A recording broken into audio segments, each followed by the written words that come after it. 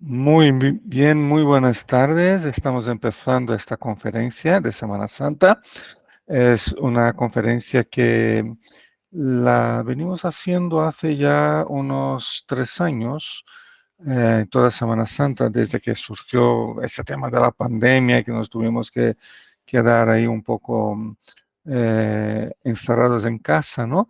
Y todo se hacía online, pues nos vino no solo la idea de hacer algunas conferencias, sino también entrevistas, cursos, ¿no? Y esto sigue, o sea, acabó la pandemia, pero seguimos con el proyecto. Es un proyecto que tiene el nombre de Cormeum, que viene del latín, ¿no? Mi corazón, ¿no? En latín hay una expresión muy bonita que es Cormeum tibi offero Domine promptet sincere, que viene de los días de la Reforma. Incluso Juan Calvino usó estas palabras en su escudo, ¿no? Que significa mi corazón te entrego, te ofrezco, Señor, prontamente, sinceramente, ¿no? Entonces, con ese espíritu, con esa intención, es que empezamos ese proyecto de Cormeo. Hoy tenemos cursos. Ahora mismo estamos con una serie de cursos sobre estudios del Nuevo Testamento, que nos queda un módulo que lo vamos a ofrecer ahora en mayo, que es la literatura del apóstol Pablo. Algunas entrevistas, una serie de entrevistas sobre el tema Iglesia y Misión. Hablamos ya con el pastor Samuel Alonso, con Jesús Londoño de Granada. El próximo mes, si queréis apuntar, el día 8 de mayo, por la tarde, a esa misma hora, estaremos hablando con el pastor de Toledo, Marcos Witt, acerca de un tema de la misión, ¿no? De la iglesia y la misión, que es un evangelio para todos. Vamos a intentar conocer un poco esa perspectiva de que el evangelio debe llegar a todas las personas. Entonces, Cormeo es eso, ¿no? Cormeo es un programa y sois todos muy bienvenidos. Los que queráis en algún momento participar de alguno de los programas que estamos ofreciendo también. Y el tema de la Semana Santa es un tema que es importante. Semana Santa es un tema que es una semana, ¿no? Que nos acordamos del sacrificio de Cristo, también de su resurrección, ¿no? De su victoria sobre la muerte. Y cada año estamos con una breve conferencia acerca de la Semana Santa. Así que lo que vamos a hacer hoy es, voy a empezar yo, ¿no? Hemos acordado así con el pastor Juan. Voy a empezar yo hablando un poquito del trasfondo histórico de la Santa Cena desde una perspectiva de la palabra de Dios, de la Biblia, de la Santa Biblia, ¿no? Y luego, antes de que el pastor Juan nos dé también su contribución, ¿no? Con su enseñanza, vamos a tener una canción por Jay, por Lorena, por Juan, que están aquí, son aquí de la iglesia, una canción que tiene que ver también con ese tema de la dádiva de Cristo y de su vida recuperada tras la muerte, ¿no? Entonces, quiero empezar, ¿vale? Justo diciendo lo que acabo de comentaros, ¿no? Acerca de que en los últimos años estuvimos hablando de los elementos que componen la Semana Santa, ¿no? Empezamos el primer año por una conferencia que trató sobre las 7 palabras de Cristo en la cruz, con la participación de un grupo de 7 hermanos y hermanas invitados para compartir. Ya luego, el año pasado, presentamos 2 aspectos muy importantes de la Semana Santa, que son la muerte y la resurrección de Cristo. Estuvimos el pastor Luis Cano y un servidor. Y hoy, este año, pues en esta Semana Santa decidimos abordar otro tema que tiene también su importancia para la vida cristiana y que se deriva de los eventos de la última semana de Cristo previa a su crucifixión. Es lo que conocemos por la Santa Cena o la Cena del Señor. Así que invitamos a un hermano muy querido, el pastor Juan Jana, para ayudarnos a comprender mejor el sentido que tiene la Santa Cena para el creyente y para la iglesia.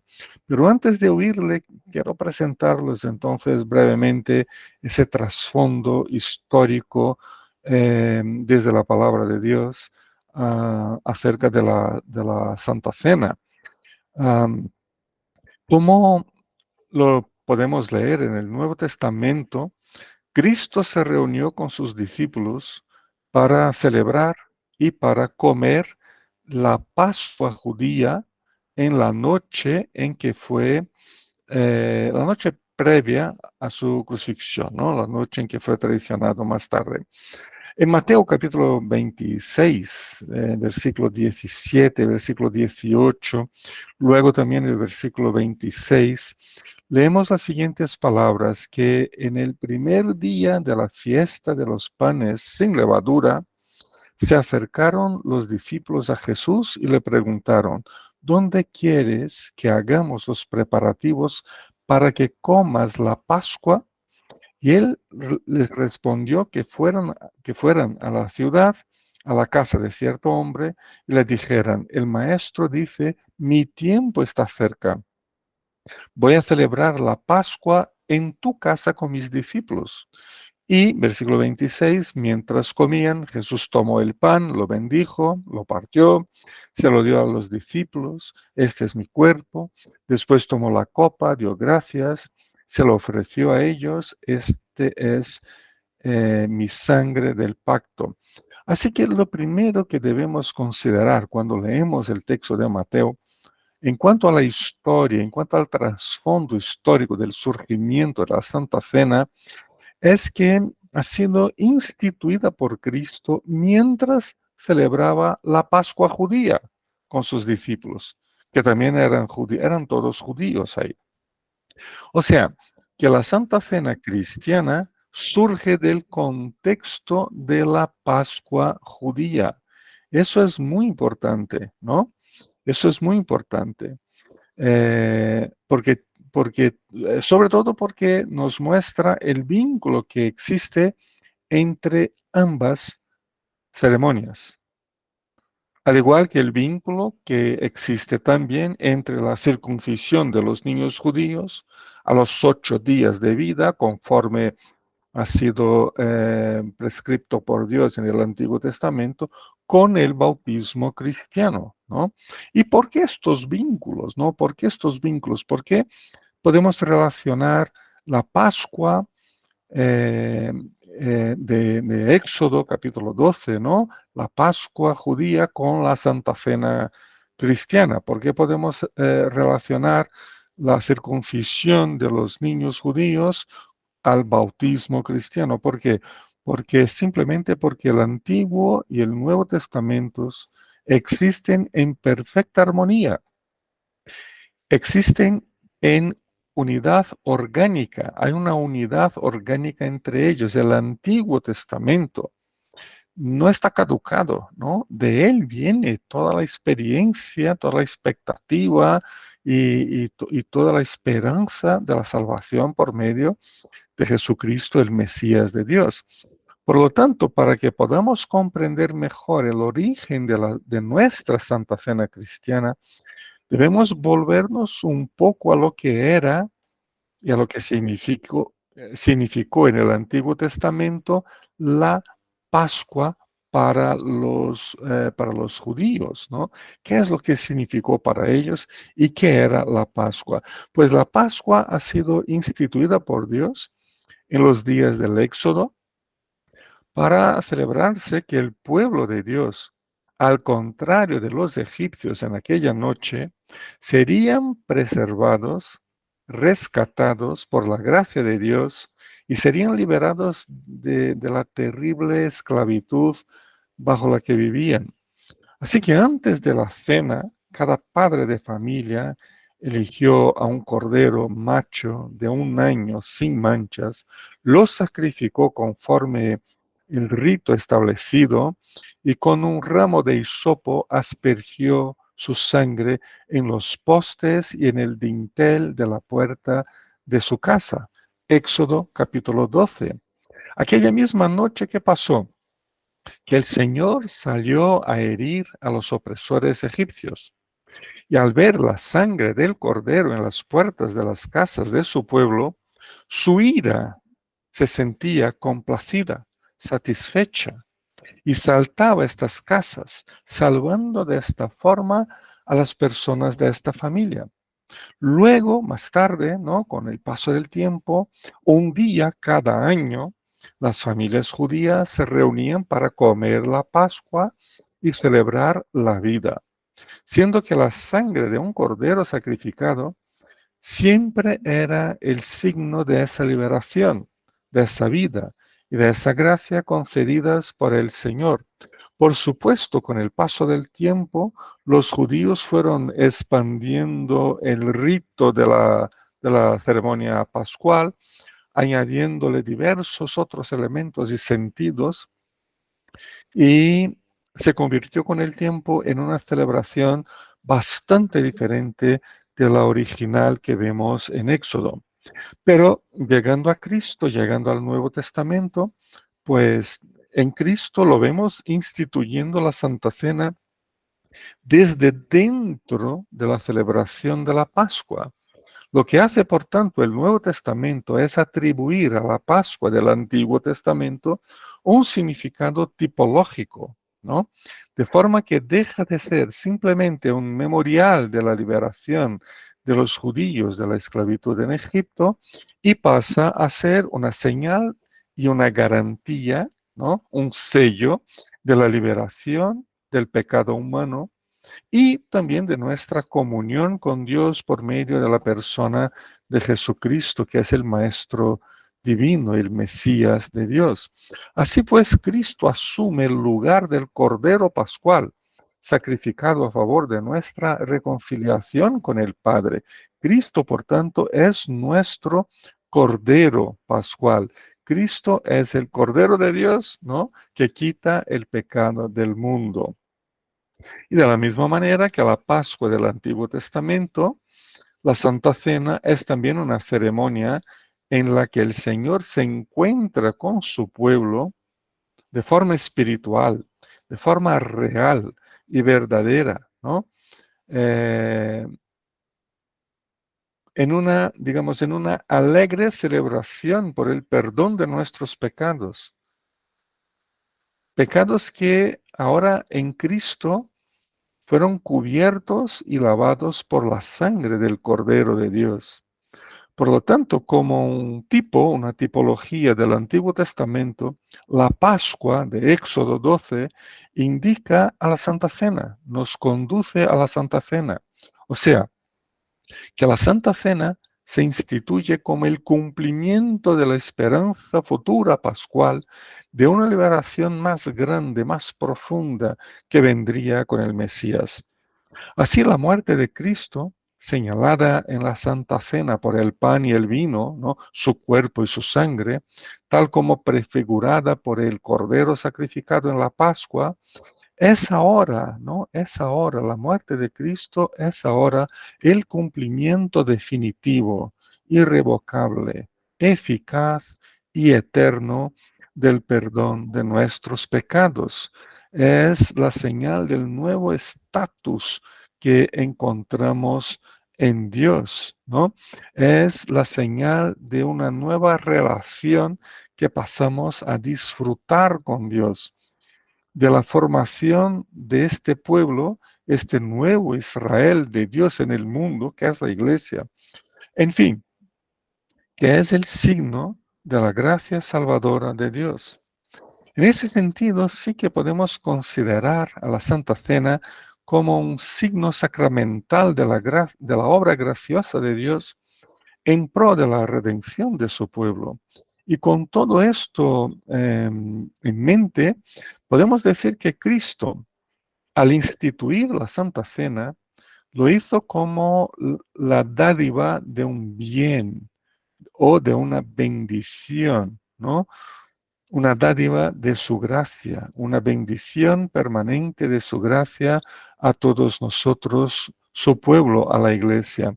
Así que se trata de uno de los beneficios, claro, añadido a todos los demás beneficios que recibimos de su gracia, pero se trata de uno de los beneficios para significar y sellar el sentido redentor más profundo que se puede encontrar en su muerte. Y eso seguirá siendo así hasta el momento de su segunda venida a este mundo. La eficacia eterna, la eficacia redentora de su muerte deberá ser anunciada, proclamada y testificada a todos los seres humanos, todas las personas de nuestro mundo, ¿no? Deben oír y recibir este mensaje, el mensaje que está siendo señalado por la Santa Cena, ¿no?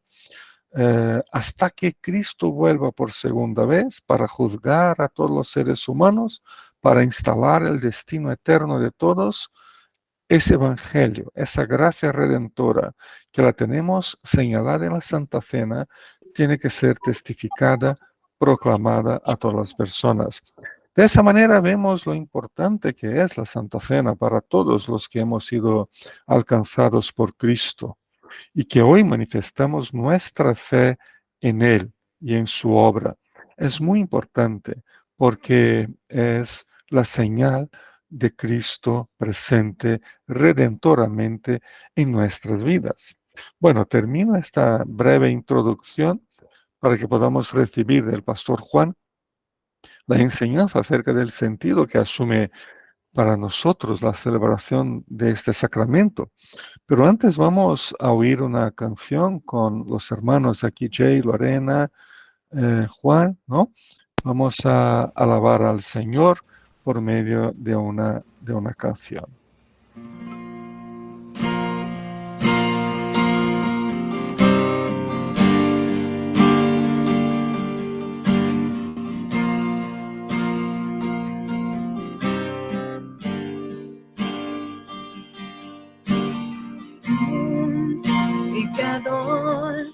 Ese es quien era yo, miserable y perdido, sin ninguna dirección.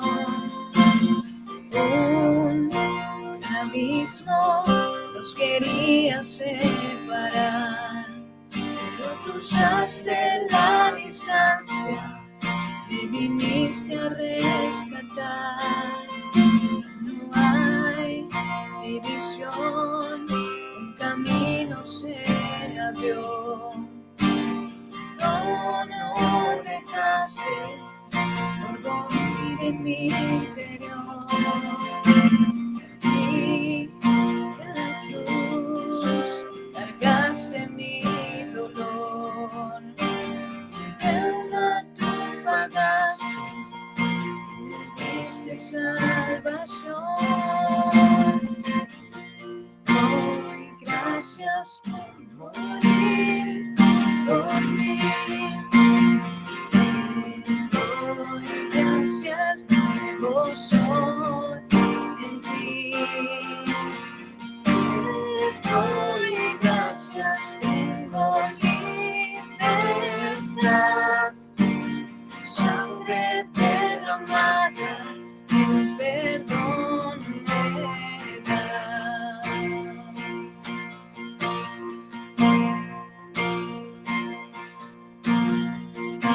En mi lugar, cuerpo herido fue, a la muerte derrotaste, te levantaste con poder. Ya no hay aguijón, la vida ya triunfó, y la sangre del Cordero transformó mi corazón. Te doy gracias por morir por mí. Te doy gracias, nuevo soy en ti. Te doy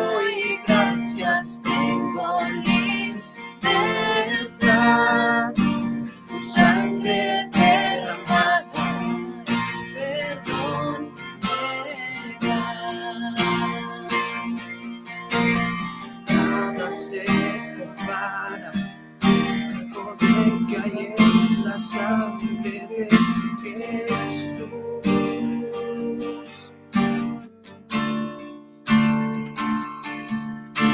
Ahora somos hijos redimidos por la sangre de Jesús.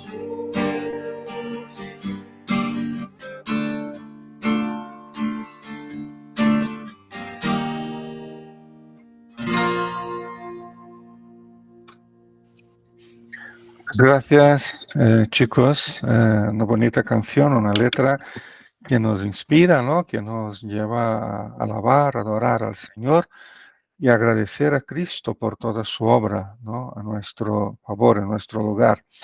Pues queríamos oír al pastor Juan Hanna. Pastor Juan es muy conocido, creo que todos aquí lo conocemos muy bien, ¿no? La iglesia presbiteriana en Alcorcón, aquí en Madrid, y una persona que lo llevo en mi corazón. No nos vemos mucho, ¿no, Juan?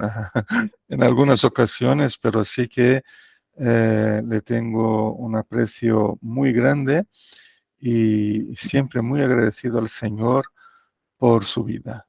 Pastor Juan, tienes la palabra para compartir con nosotros. Pues muchas gracias, Pastor Carlos. Es un gran privilegio y un honor para mí poder participar en esta noche, en esta reunión. Quiero agradecer a Pastor Carlos precisamente por esta invitación, porque siempre es un gran privilegio poder compartir la palabra del Señor. Y este tema que vamos a tratar hoy creo que tiene muchísima importancia para nuestras iglesias y para nosotros mismos.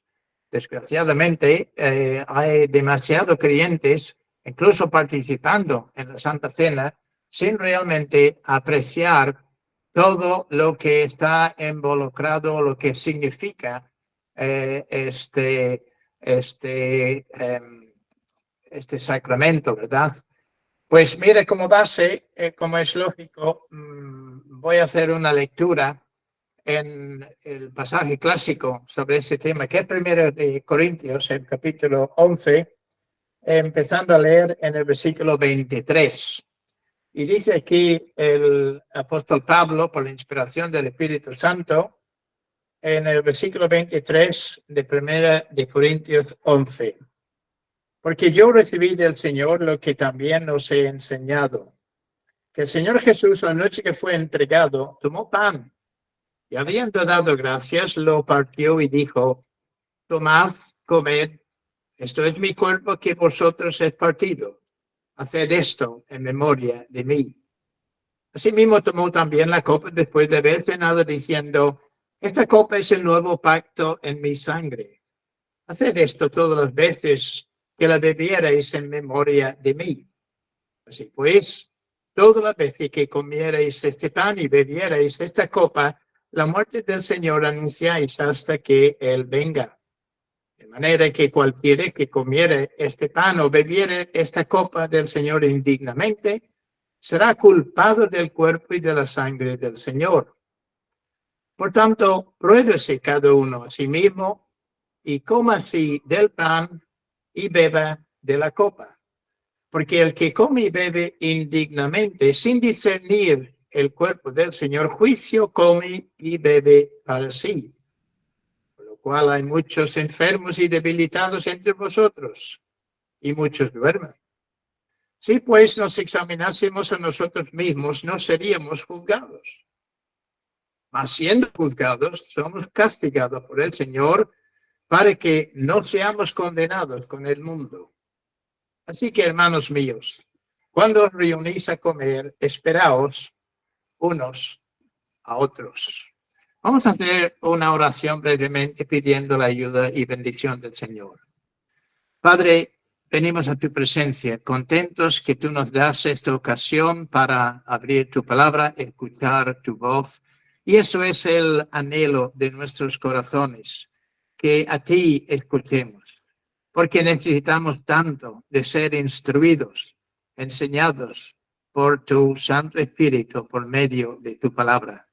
Danos ahora, por lo tanto, la unción del Espíritu Santo, límpianos para que seamos instrumentos limpios en tus manos, pero llenos y capacitados por el poder del Espíritu Santo, para que en todo tú seas glorificado, tu Hijo Jesucristo tenga la preeminencia en todo, y nosotros, por tu gracia, bendecidos.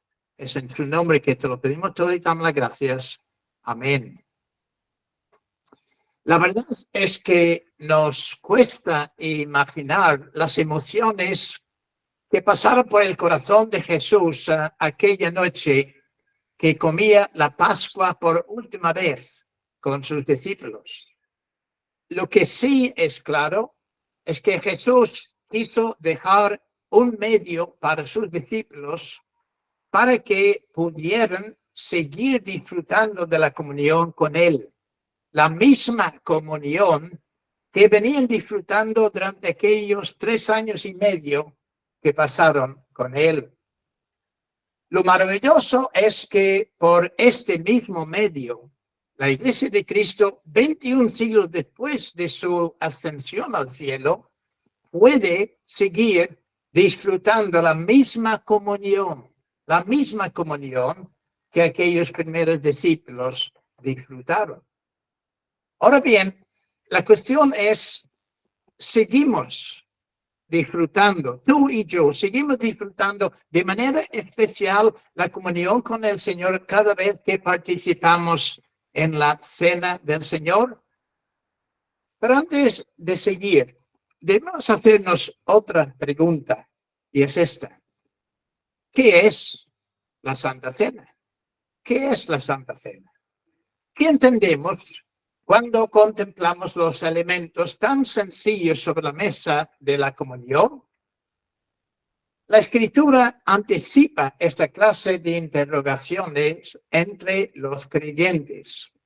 Así fue también con la institución de la Pascua.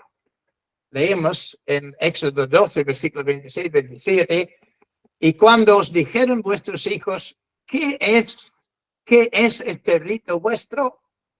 Vosotros responderéis, es la víctima de la Pascua de Jehová, el cual pasó por encima de las casas de los hijos de Israel en Egipto, cuando hirió a los egipcios y libró nuestras casas. Así ocurre también con la cena del Señor. Pero gracias a Dios, Él nos ha dado a través de la historia y grandes hombres de Dios, confesiones y catecismos que responden bíblicamente a estas preguntas. Por lo tanto, en el Catecismo Mayor, en la respuesta 168, dice: la cena del Señor es un sacramento del nuevo pacto en el cual, dando y recibiendo pan y vino conforme a la ordenanza de Jesucristo, se simboliza su muerte. Y aquellos que participan dignamente se alimentan de su cuerpo y de su sangre para su nutrición espiritual y crecimiento en la gracia. Confirman así su unión y comunión con Él.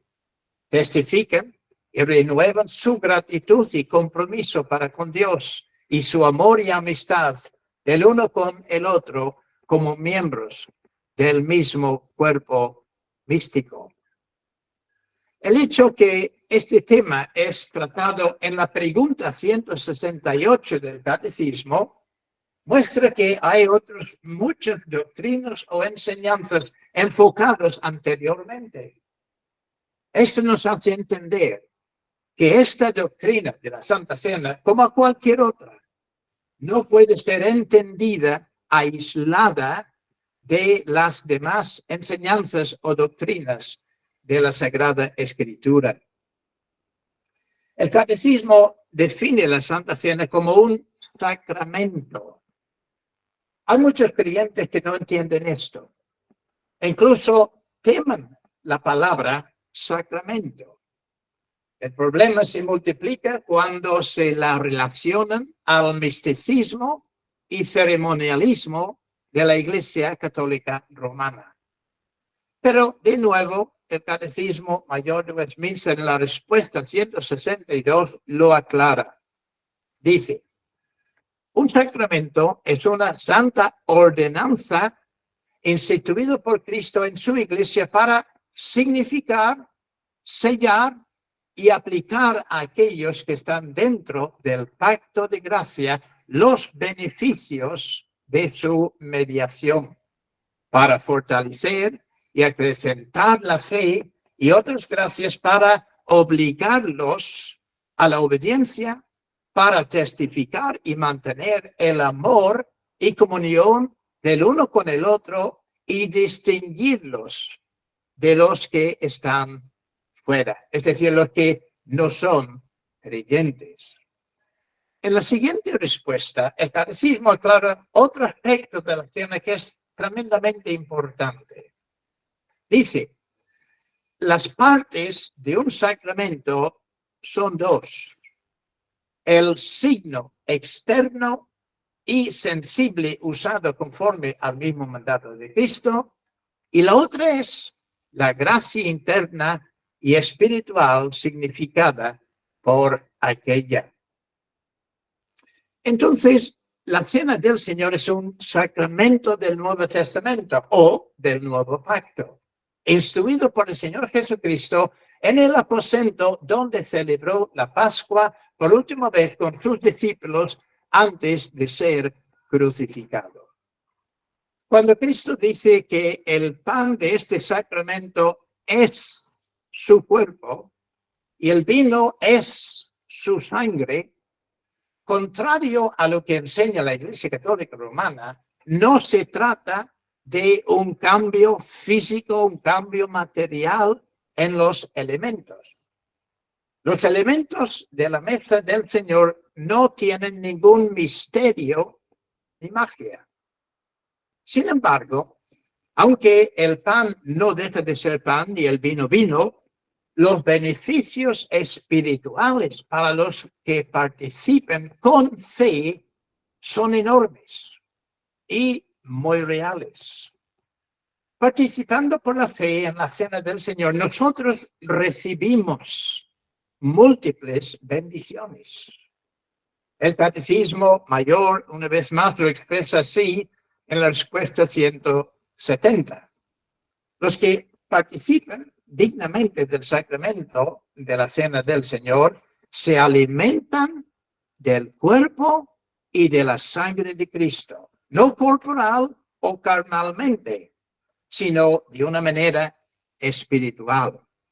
Y verdadera y realmente por la fe reciben y se aplican a sí mismos a Cristo crucificado y a los beneficios de su muerte. Ahora bien, a menudo los creyentes preguntan, ¿en qué debo estar pensando cuando participo de la Santa Cena?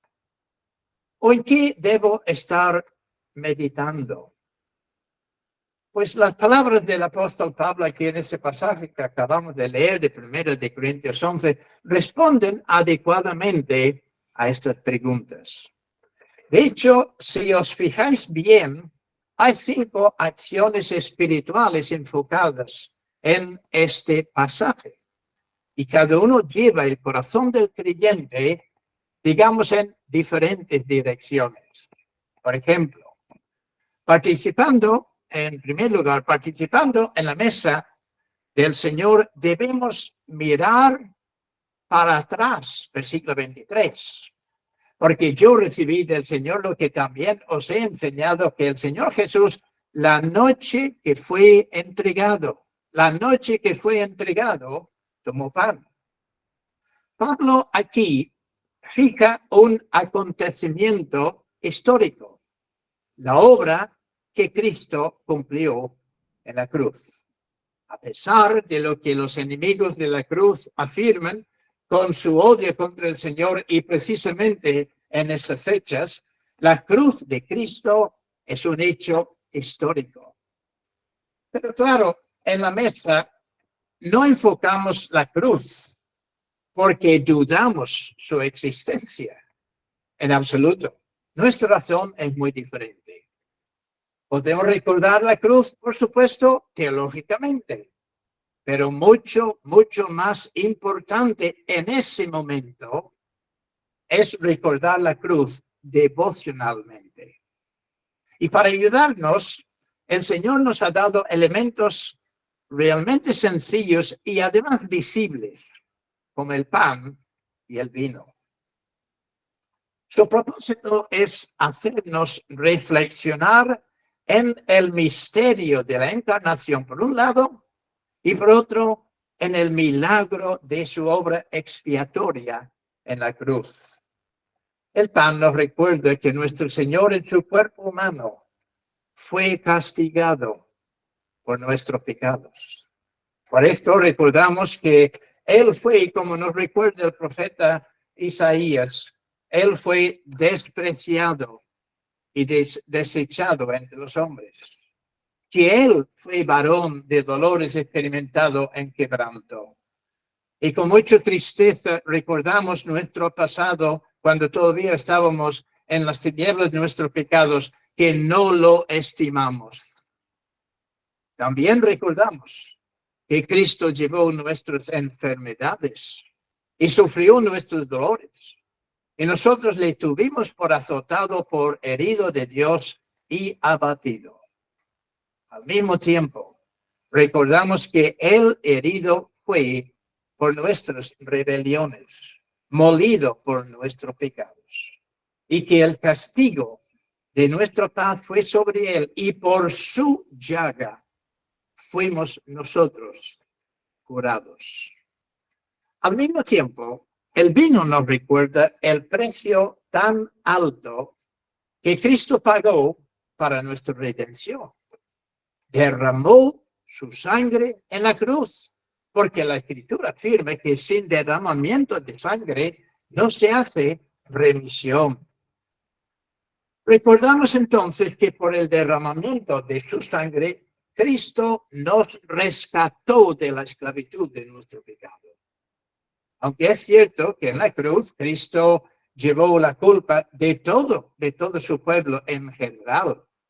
Sin embargo, en la mesa del Señor, igual que Pablo, recordamos que su sangre fue derramada por cada uno en particular. Quiere decir, su sangre fue derramada por ti y por mí. Y por lo tanto, con Pablo podemos decir, hablando de Cristo, que Él me amó, a mí, a ti, me amó y se entregó a sí mismo por mí. Esto es lo que llevamos en la mente, en el corazón, cuando estamos participando en la mesa del Señor. En segundo lugar, participando en la mesa del Señor, debemos mirar para arriba. Sabemos que Cristo físicamente ya no está en la tierra, sino que después de su resurrección subió al cielo, donde se sentó a la diestra de su Padre y de donde estará hasta que venga por segunda vez. Entonces, nosotros en la mesa del Señor, por la fe, mirando arriba, vemos a Cristo sentado a la diestra del Padre. Esto es tremendamente animador para nuestras almas, porque esta verdad nos recuerda que Cristo acabó la obra que el Padre le había dado. Por esto, nuestro concepto de la Santa Cena en absolutamente nada, corresponde a la Iglesia de Roma, donde cada vez que se celebra la misa, pretenden seguir sacrificando a Cristo una y otra vez. Pero nosotros, mirando arriba, por la Escritura, recordamos que Cristo, habiendo ofrecido una vez para siempre un solo sacrificio por los pecados, se ha sentado a la diestra de Dios, de allí en adelante esperando hasta que sus enemigos sean puestos por estrado de sus pies, porque con una sola ofrenda hizo perfectos para siempre a los santificados. Esta mirada hacia arriba nos recuerda que por la obra de Cristo somos hechos perfectos para siempre. Claro que esto no corresponde todavía a nuestra experiencia, ¿verdad? Ya que luchamos continuamente con el pecado. Pero en la mesa, mirando arriba, la Escritura nos recuerda que somos pueblo de su pacto. De hecho, el versículo 25 lo afirma. Habla de la copa como el nuevo pacto en mi sangre. En la eternidad pasada, el Padre dio un pueblo en amor al Hijo para representarlo y recobrar para ellos todos los beneficios que se perdieron en el pacto de obras en el cual Adán era nuestro representante. Aquel pacto fracasó porque Adán pecó y nosotros caímos con él en aquella primera transgresión. Pero en Cristo, el último Adán, todo lo que perdimos es recuperado. Tanto que posicional como espiritualmente estamos ahora sentados con Cristo en los lugares celestiales. En Él, como Pablo nos recuerda en su carta a los Efesios, estamos bendecidos con toda bendición. Así que en la mesa del Señor hacemos caso a la exhortación de Pablo en Colosenses 3, 1 y 2, donde dice, si pues habéis resucitado con Cristo, buscad las cosas de arriba, donde está Cristo sentado a la diestra de Dios, poned la mira en las cosas de arriba, no en las de la tierra, porque habéis muerto y vuestra vida está escondida con Cristo en Dios. En tercer lugar, participando en la mesa del Señor, debemos mirar para adentro. Versículo 27. De manera que cualquiera que comiere este pan o bebiera esta copa del Señor indignamente será culpado del cuerpo y de la sangre del Señor. Hemos de mirar para adentro porque uno de los propósitos de la cena es producir sinceridad, humildad y arrepentimiento en el corazón. Sin embargo, el contexto aquí de 1 de Corintios muestra la triste realidad de aquellos en Corinto que abusaron la cena. Es posible participar en ese sacramento sin haber arrepentido de todos los pecados. Es posible participar y ser culpable de muchas clases de ofensas. Ofensas como las de los corintios, de tener problemas en relacionarnos con nuestros hermanos. Por eso tenemos esta fuerte advertencia en el versículo 28. Por tanto, pruébese cada uno a sí mismo y coma así del pan y beba de la copa. Por otro lado, hay un peligro en esta mirada introspectiva. Mirando por dentro, nos damos cuenta de que no somos ni jamás seremos dignos para participar en este sacramento.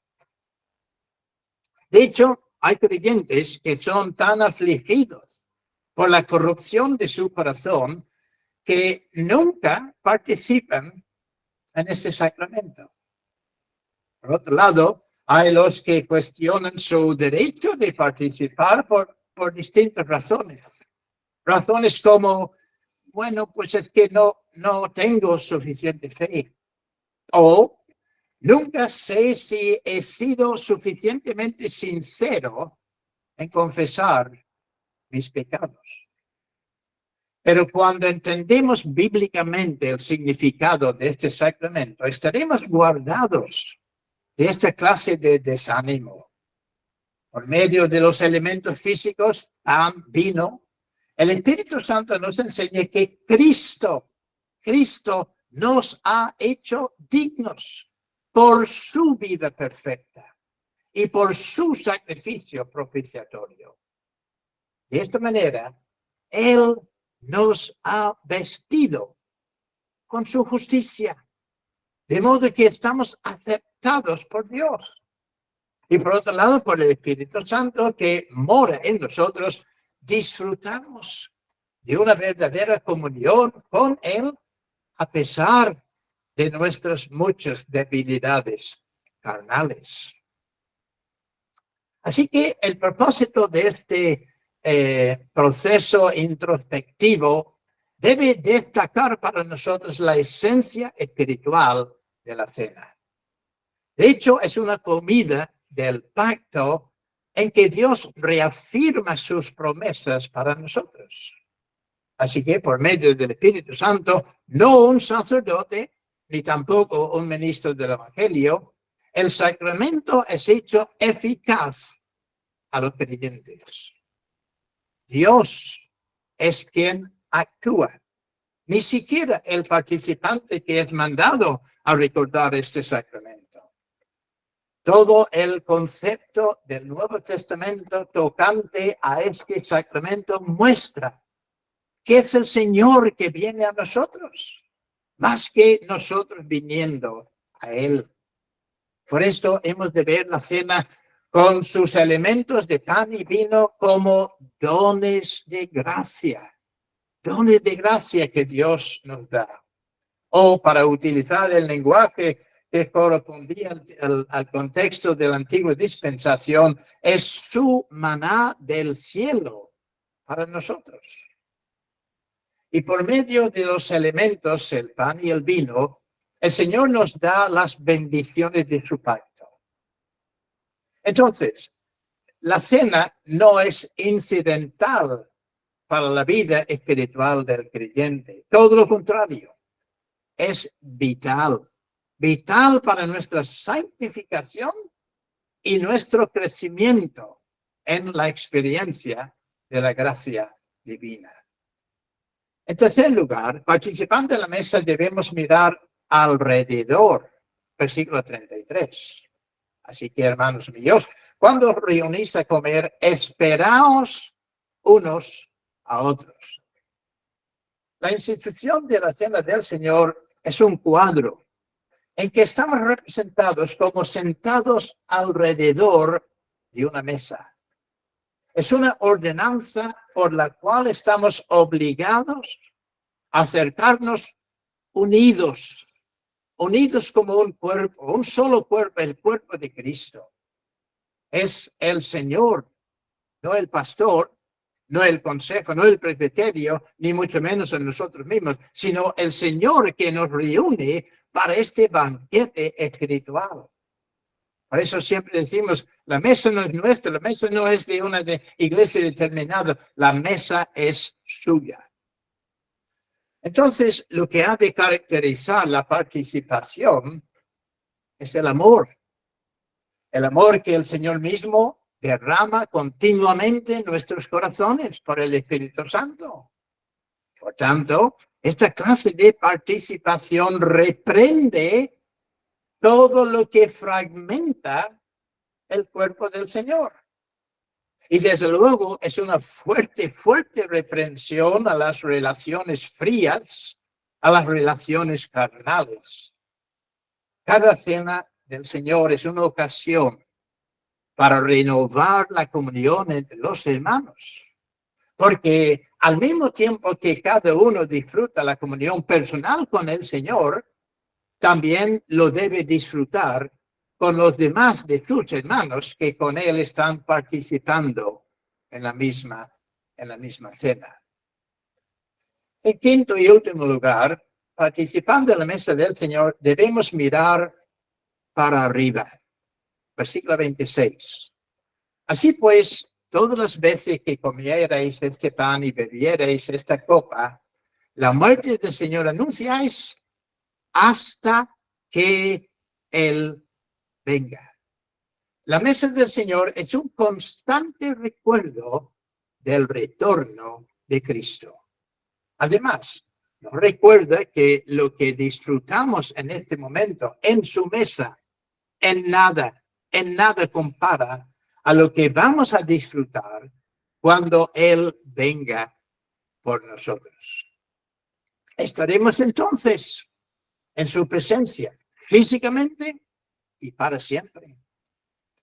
Nuestra experiencia aquí en esta vida, incluso cuando estamos celebrando la mesa del Señor, por muy espiritual que sea, es como dice el apóstol Pablo a los Corintios, aquí solo podemos ver como en un espejo, solo como en un espejo. En otras palabras, por medio de las Escrituras, o por el pan o el vino, o el agua del bautismo. Pero en aquel entonces le veremos cara a cara. Le veremos tal como Él es. A veces cantamos el himno, voy a citar 2 estrofas, que dice, solo tras oscuro velo, hoy le puedo aquí mirar. Mas ya pronto viene el día que su gloria ha de mostrar cara a cara, otra estrofa, cara a cara, cuán glorioso ha de ser así vivir, ver el rostro de quien quiso nuestras almas redimir. Y el coro dice, cara a cara, espero verle más allá del cielo azul, cara a cara en plena gloria, he de ver a mí, Jesús. Entonces, resumiendo y concluyendo, el propósito principal de la cena del Señor es comer y beber, pero no físicamente, sino espiritualmente. Aunque con nuestras bocas comemos el pan y bebemos el vino, sin embargo, por la fe recibimos del Señor elementos espirituales para nuestras almas. Por las palabras de la institución, el cuerpo físico de Cristo no baja del cielo a nosotros. En otras palabras, nunca es localizado sobre un altar, como enseñan, por ejemplo, los luteranos. Más bien, el creyente, por medio del Espíritu Santo, se alimenta de Cristo, quien está sentado a la diestra de Dios Padre en los cielos. La manera que recibimos este alimento espiritual es por la fe. Es por la fe, ya que es el alma, no el cuerpo que recibe la realidad de lo que Cristo promete. Aunque, ciertamente, la boca recibe el pan y el vino. Así que cuando comemos el pan consagrado y bebemos el vino consagrado por la fe, el Espíritu Santo asegura que recibimos el cuerpo y la sangre de Cristo, aunque ambos están en el cielo. Así es porque es el pacto de la gracia del Señor. Termino con una cita de Agustín de Hipona, porque él expresó lo que es participar de la cena del Señor, pero de una manera tremendamente sencilla, no obstante muy potente. Dijo, simplemente, cree y has comido. Cree y has comido. Que el Señor nos bendiga entonces y nos haga apreciar más y más lo que Él nos ha dado en sus sacramentos, especialmente en el de la Santa Cena, que por su carácter la participamos con más frecuencia. Que el Señor bendiga su palabra en cada uno de nuestros corazones. A Él sea la gloria. Amén. Amén. Muchas gracias, pastor. Nos alegramos mucho de Amén, poder amén. escuchar tu mensaje y de hecho debemos llevar en consideración, ¿no?, todo lo que aprendemos del Señor. Es potente, ¿no, hermanos? Es fuerte lo que acabamos de escuchar. Es una perspectiva profundamente bíblica y que llena nuestros corazones, llena nuestro ser, ¿no?, con la verdad de la palabra de Dios. Y me alegro mucho de que pudiéramos estar aquí esta tarde todos juntos, ¿no?, agradeciendo al Señor por su obra, por su muerte, por su cuerpo, su sangre, dados a nuestro favor, y también por su resurrección, ¿no? Que esta semana, el domingo de resurrección, es también un día muy especial para nosotros. Quería que concluyéramos este momento con una palabra de oración, pidiendo al Señor que nos dé, de hecho, su presencia renovada cada día. Oremos.